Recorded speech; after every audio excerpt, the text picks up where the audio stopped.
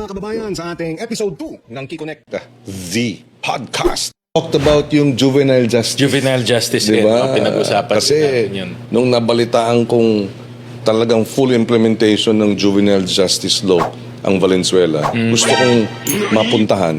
Kasi dapat yung ginagawa sa Valenzuela, ginagawa sa buong Pilipinas. Nationwide. Ginagawa sa buong Pilipinas. Nationwide. Naaresto na ng pulisya ang 2 menor de edad na sangkot umano sa pamamaril.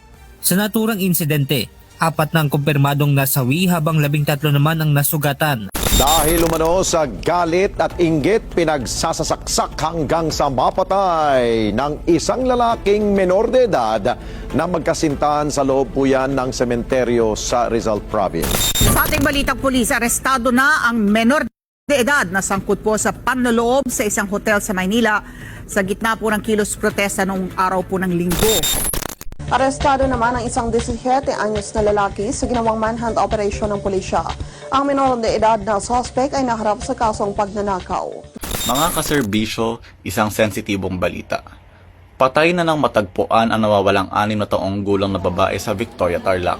Ang suspect, ang kapwa menor de edad ring sumusundo sa kanya sa paaralan. Kuha ang video na yan sa loob ng isang shopping center sa Lawag, Ilocos Norte. Nagkukumpulan sa estante ang ilang shoppers. Ilang sandali pa, bumulong ang matandang babae sa lalaking naka-orange. Kasunod nito, lumapit po ang lalaki sa estante ng mga sapatos. Hindi kita sa video pero dyan na niya napala kinuha ang cellphone at wallet ng isa sa mga empleyado roon.